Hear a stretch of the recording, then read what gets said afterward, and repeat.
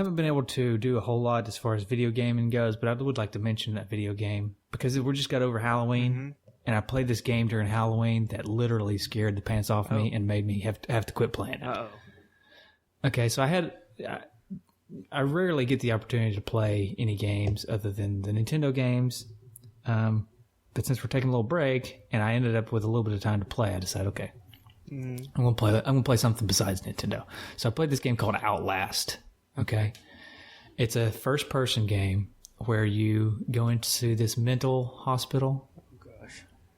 In the middle of the night because you're supposedly a reporter investigating something, right? So you take a video camera with you, and that's all you have. So you can't defend yourself, and you go into this mental hospital, and it just is super scary. Huh.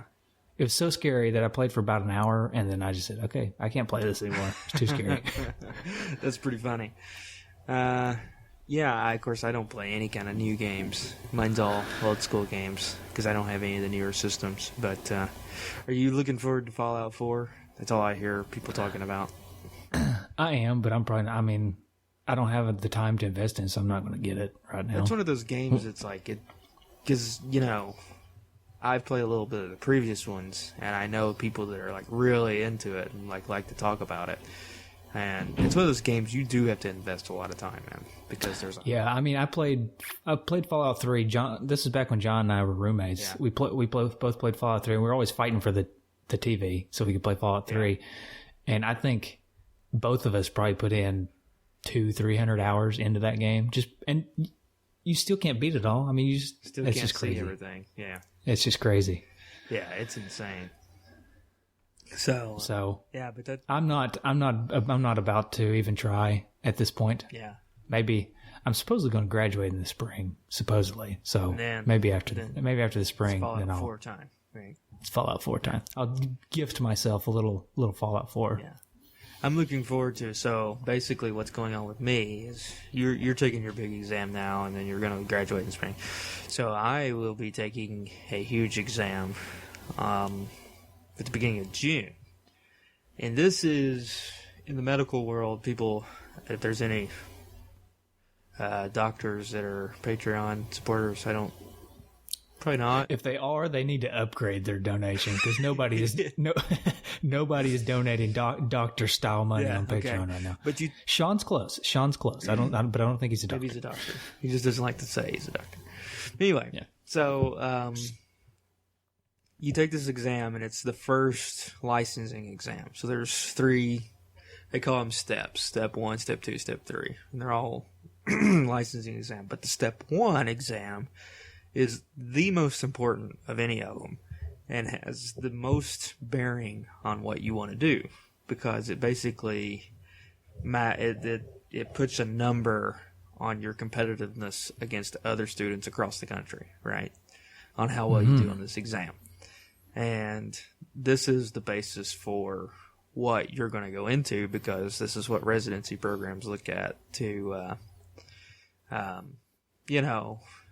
decide. So if you get a really high score, you can pretty much do whatever you want. Exactly. Get a little low score, you're, pretty limited to,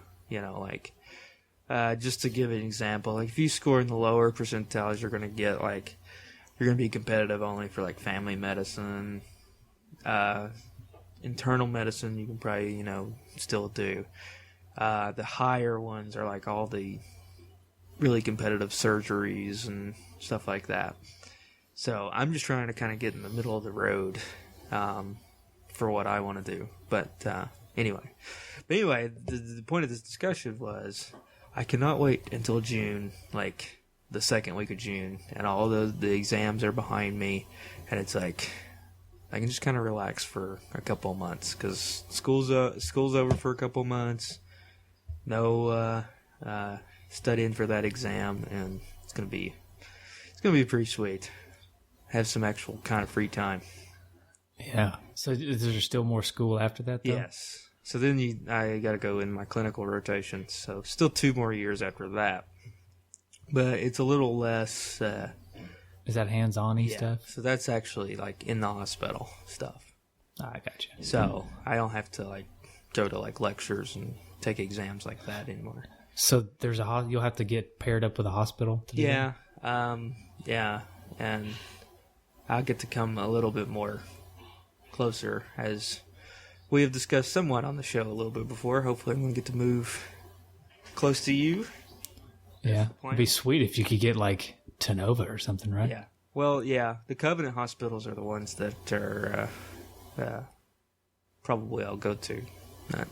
I got you. So, we'll see. Sweet. And then we could start, maybe every now and then we could do one like in the Live. same room. Yeah. That would be freaky. Yeah. Which is funny. You know what? I actually had a dream I did have a dream last night. And it was me and you, and we were in the same room about to record a podcast. And we were trying to decide, okay, do we need 2 computers still to record 2 different feeds, or can we just do one? And all this. It was pretty, how are we going to do the headphones? It was pretty, That's the dream. yeah.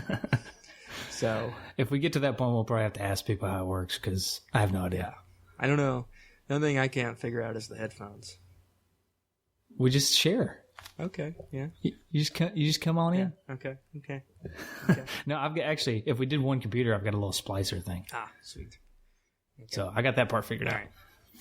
All right. So. Well, that's a pretty good little episode. Yeah. I don't know, how long did we go? I think we're at like 45 minutes now. Okay. Anything else going on? Or? I don't think so. See, I guess I could expound upon what mine is. Mine is a fundamentals of engineering exam. Yeah. And what that is everything that you've ever learned in school that pertains to engineering and chemistry and calculus and all this other stuff, all crammed into one exam. And if you fail it, they hang you, basically. No, I'm just kidding. No, but if you fail it, you can't graduate. Yeah. So that's bad.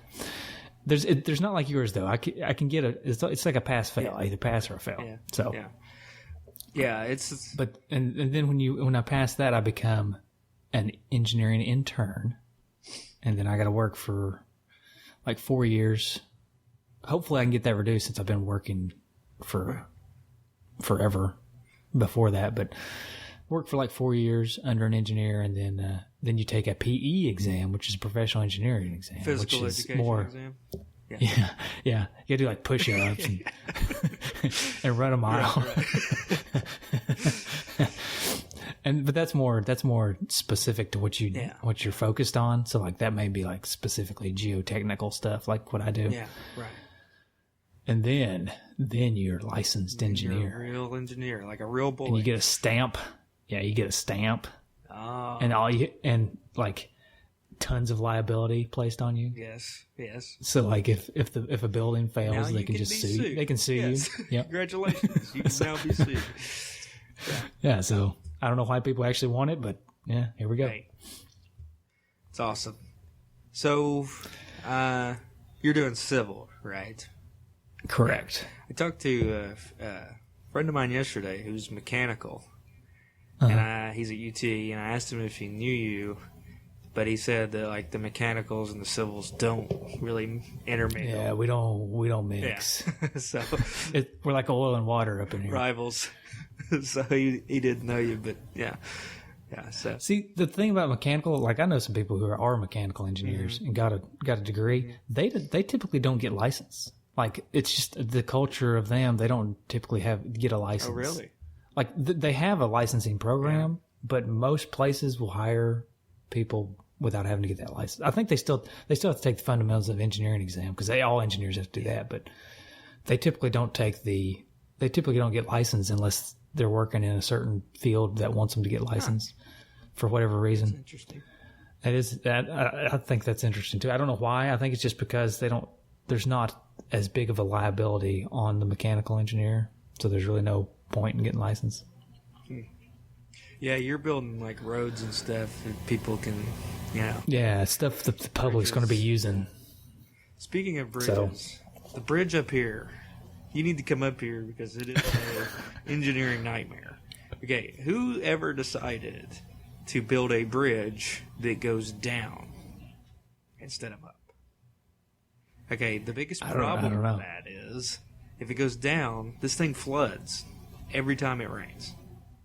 And yeah, that is kind of a dumb idea. It's like, I mean, traffic backs up big time. If we get a really good rain, I mean, it's pretty dangerous. Does it not crest so that the water goes off the sides? It does not crest. No. So it was not a very good design. The thing is, they're building a new one right next to it.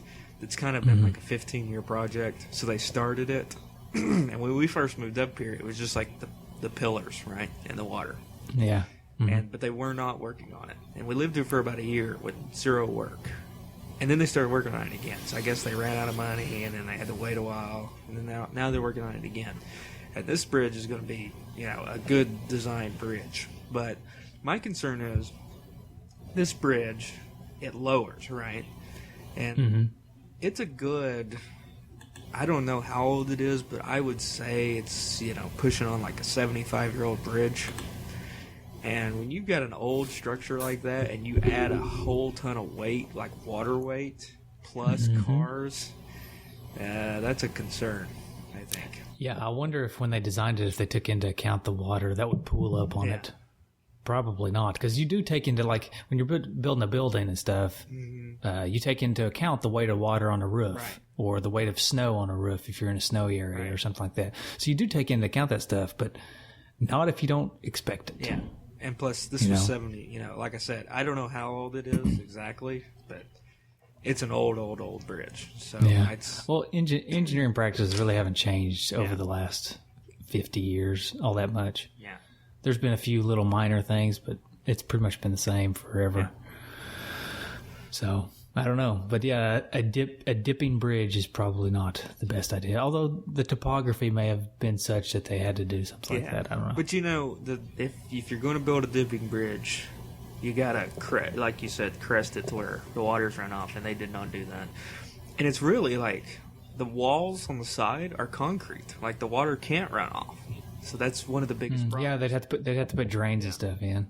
So I don't know, man. I'm not gonna get anywhere near that bridge. The thing is, too, it's like that's like the main bridge to get to Knoxville. Like, if that thing failed, it would be